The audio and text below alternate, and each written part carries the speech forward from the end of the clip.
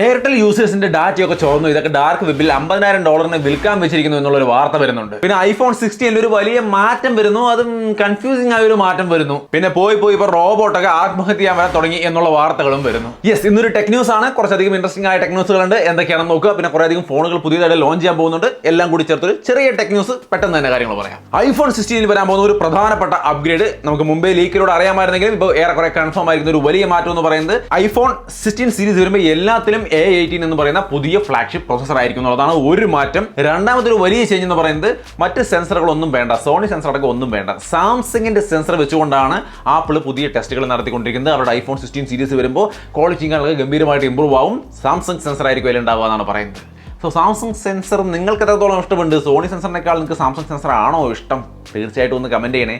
ഇതൊക്കെയാണ് വലിയ വലിയ മാറ്റങ്ങൾ iPhone 16 വരാൻ പോകുന്നത്, 16 സീരീസിൽ വരാൻ പോകുന്നത്. അതല്ലാതെ വലിയ കാര്യമായിട്ട് ഒരു മാറ്റവും വരാനില്ല. 16 ഒക്കെ പഴയ പോലെ 60 Hz ഡിസ്പ്ലേ വെച്ചുകൊണ്ട് തന്നെയായിരിക്കും ഈ തവണയും വരുന്നതെന്നാണ് അറിയുന്നത്. വളരെ ശോകമാണ്, എന്നാലും വേറെ ഒരു മാറ്റങ്ങളും കാര്യമായിട്ട് പറയപ്പെടുന്നില്ല. ഇനി ഒന്ന് രണ്ട് ലോഞ്ചുകളുടെ കാര്യം പറയാം. OnePlus Nord കാത്തിരിക്കുന്ന ആൾക്കാരുണ്ടെങ്കിൽ 16-ാം തീയതിയാണ് ലോഞ്ച് വരുന്നത്.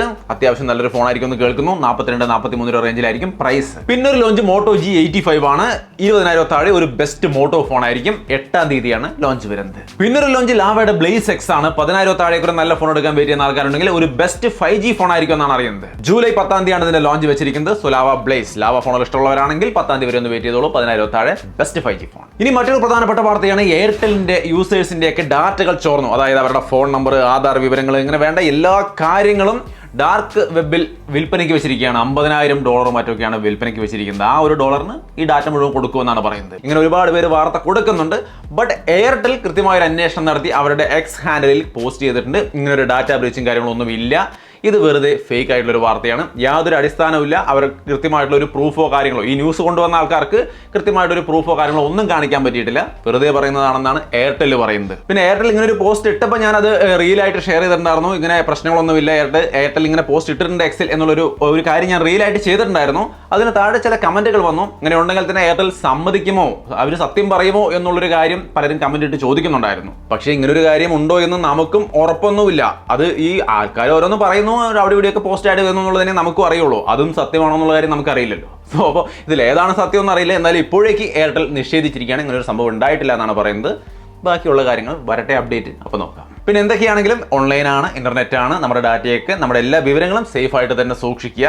കണ്ണി കണ്ട സൈറ്റുകളിൽ നിന്നും അല്ലെങ്കിൽ പല ആൾക്കാരും നമുക്ക് സ്പാം കോളും മറ്റുമൊക്കെ വരും, കോളുകൾ ചെയ്ത് പല ഡാറ്റാസ് ചോദിക്കും, OTP ചോദിക്കും, ഒന്നും പറയരുത്. സേഫ് ആയിട്ട് തന്നെ നിങ്ങളുടെ കാര്യങ്ങൾ ചെയ്യുക. ഓൺലൈൻ എപ്പോഴും കെയർഫുൾ ആയിട്ട് ഡീൽ ചെയ്യണം. ഇനി അടുത്തൊരു കാര്യമാണ് സാംസങ്ങിന്റെ ഫോൾഡിന്റെ അൺപാക്ക് ഇവന്റ് നടക്കാൻ പോകുന്നത്. 10-ാം തീയതിയാണ്, എല്ലാവർക്കും അറിയാം. പക്ഷേ ഇപ്പോൾ ഒരു ചെറിയ കാര്യം വരുന്നത്, ആ ഫോൾഡിൽ പെൻ ഉണ്ടാവുമെന്നാണ് പറയുന്നത്, ഇൻബിൽറ്റ് ആയിട്ട്. എനിക്ക് തോന്നുന്നില്ല കേട്ടോ, യാതൊരു സാധ്യതയില്ല. അവരുടെ ആ ഒരു ഇമേജ് കാണിച്ചിട്ട് അതിലിങ്ങനെ കൂർത്തു നിൽക്കുന്നത് ഞാൻ ഫോൾഡ് ആണെന്നാണ് മനസ്സിലാക്കിയുള്ളത്. ഫോൾഡ് ഫോണിന്റെ ഒരു സ്റ്റൈലാണ് അവർ ആ ഒരു ഇമേജിൽ ഉദ്ദേശിച്ചിരിക്കുന്നതെന്നാണ്. പക്ഷെ അത് പെന്നിന്റെ മൊനയാണ്, അത് പെന്നടക്കമാണ് ഫോൾഡ് വരാൻ പോകുന്നത് എന്നാണ് പറയുന്നത്. മുമ്പ് പെന്നിന്റെ സപ്പോർട്ട് ഉണ്ട്, പക്ഷെ അതൊരു കേസിൽ നമ്മൾ സെപ്പറേറ്റ് കൊണ്ട് നടക്കണം. ഇത് നമ്മുടെ S24 അൾട്രയിലൊക്കെ ഉള്ള പോലെ അങ്ങനെ വരുമെന്നുള്ള വാർത്തകൾ വരുന്നു. ഉറപ്പൊന്നുമില്ല, ഒരു ഇൻഫർമേഷൻ കിട്ടിയിട്ടില്ല. പക്ഷേ ഇങ്ങനെ ഒരു സംഭവം കേട്ടു. നിങ്ങൾക്ക് അങ്ങനെ തോന്നിയോ? തീർച്ചയായിട്ടും കമന്റ് ചെയ്യണേ. അങ്ങനെയാണെങ്കിൽ ഒരു നല്ല കാര്യമാകും ഫോൾഡിനെ സംബന്ധിച്ച്. പിന്നെ ഇതിന്റെ പ്രീ ബുക്കിംഗ് ഒക്കെ സ്റ്റാർട്ട് ചെയ്തിട്ടുണ്ട്. 7,000 രൂപയുടെ മറ്റോ ബെനിഫിറ്റ് ഒക്കെ കിട്ടുമെന്നാണ് പറയുന്നത്.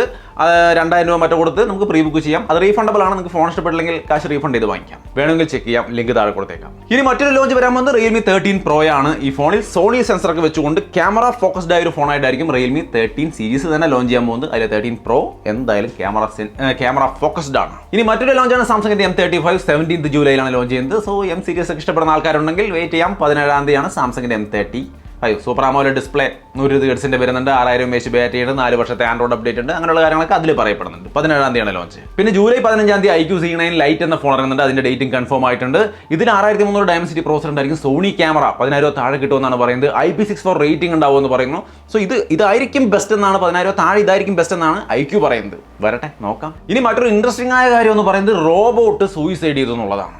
യെസ്, മനുഷ്യന്മാരൊക്കെ നിരാശ കൊണ്ടും മറ്റു പല പ്രശ്നം കൊണ്ടും സൂയിസൈഡ് ചെയ്യുന്ന കണ്ടിട്ടുണ്ട്. റോബോട്ട് സൂയിസൈഡ് ചെയ്തു. ഇവിടെയല്ല, അങ്ങ് കൊറിയയിലാണ്. അവിടെ ചില സ്ഥാപനങ്ങളിലൊക്കെ 10 സ്റ്റാഫിന് വയ്ക്കുമ്പോൾ അതിൽ ഒരാൾ റോബോട്ടാണെന്നാണ് പറയുന്നത്. അത്രയധികം റോബോട്ട് സജീവമായിട്ട് അവിടെ വന്നു കഴിഞ്ഞു. അപ്പോൾ അതിൻ്റെ കൂട്ടത്തിൽ ഒരു റോബോട്ടാണ് ഈ ആത്മഹത്യ ചെയ്തിരിക്കുന്നത്. സാധാരണ ആ റോബോട്ടൊക്കെ ഒരു ഫ്ലോറിൽ വർക്ക് ചെയ്യാൻ പാകത്തിനാണ് ക്രിയേറ്റ് ചെയ്യുക. പക്ഷേ ഈ റോബോട്ട് 2 ഫ്ലോറിലേക്കും താഴത്തെ മുകളിലത്തെ ഫ്ലോറിലേക്ക് സഞ്ചരിച്ചുകൊണ്ട് ഓഫീസ് ജോലികൾ ചെയ്യാൻ കപ്പാസിറ്റി ഉള്ള ഒരു റോബോട്ട് ആയിരുന്നു എന്നാണ് പറയുന്നത്. പക്ഷേ ഇതൊരു ദിവസം ഇങ്ങനെ കിടന്ന് വട്ടം കറങ്ങിക്കൊണ്ടിരിക്കുകയാണ്. അവിടെ എന്തോ കണ്ടിട്ടെന്ന പോലെ ഇങ്ങനെ മുകളിലത്തെ ഫ്ലോറിൽ ഇങ്ങനെ വട്ടം കറങ്ങിക്കൊണ്ടിരിക്കുന്നത് കണ്ടു. പിന്നീട് ആ മുകളിലത്തെ സ്റ്റെപ്പിൽ നിന്ന് താഴേക്ക് ചാടി ആത്മഹത്യ ചെയ്തു. താഴേക്ക് സ്റ്റെപ്പിന് താഴെ വീണ പിന്നെ പൊടിഞ്ഞു പോകുമല്ലോ, അങ്ങനെ ചാടി ആത്മഹത്യ ചെയ്തു എന്നാണ് പറയുന്നത്. സോ അപ്പോൾ എന്താണ് ഇതിൻ്റെ കാരണം ഇതുവരെയും മനസ്സിലായിട്ടില്ല. അതിൻ്റെ ക്രിയേറ്റേഴ്സ് അതിനെ പാർട്സ് ഒക്കെ എടുത്തുകൊണ്ട് പോയിട്ടുണ്ട്, എന്താണ് സംഭവിച്ചതെന്ന് മനസ്സിലാക്കാൻ വേണ്ടിയിട്ട്. ഇനി ലാസ്റ്റ് ആൻഡ് ഫൈനൽ ഹോണറിന്റെ 200 എന്ന ഫോണും ഇന്ത്യയിൽ ലോഞ്ച് ചെയ്യാണ്. Code curve display, 50 mega pixel main camera, 50 mega pixel selfie camera, അങ്ങനെയൊക്കെ പറഞ്ഞിട്ട് ഹോണറിന്റെ 200ഉം ലോഞ്ച് ചെയ്യാൻ പോകുന്നു. എന്തായാലും ഈ മാസം ഇഷ്ടംപോലെ ഫോൺ ലോഞ്ചുകളാണ്. ഞാൻ അപ്കമിംഗ് ഫോൺസിന്റെ വീഡിയോ ചെയ്തപ്പോൾ പറഞ്ഞിട്ടുണ്ടാകുന്നതിനേക്കാൾ കൂടുതൽ ഫോണുകളാണ് ഇപ്പോൾ ലോഞ്ച് ചെയ്യാൻ പോകുന്നതായിട്ട് മനസ്സിലാവുന്നത്. ഇഷ്ടംപോലെ ഫോണുകൾ ലോഞ്ച് ചെയ്യുന്നുണ്ട്. സോ ഒന്ന് വെയിറ്റ് ചെയ്തോളൂ, നല്ല ഒട്ടനവധി സാധനങ്ങൾ വരുന്നുണ്ട്. എല്ലാം നോക്കിയിട്ട് നമുക്ക് പറ്റിയ നല്ലതൊരെണ്ണം നോക്കിയിട്ട് പർച്ചേസ് ചെയ്യാം. സോ അപ്പോൾ അത്രയുമാണ് എന്തൊരു ചെറിയ ടെക് ന്യൂസ്. ഇഷ്ടപ്പെട്ടാൽ ലൈക്ക് ചെയ്യാനും ഷെയർ ചെയ്യാനും മറക്കണ്ട. വീണ്ടും ഒരു വീഡിയോയിൽ കാണാം. ബൈ.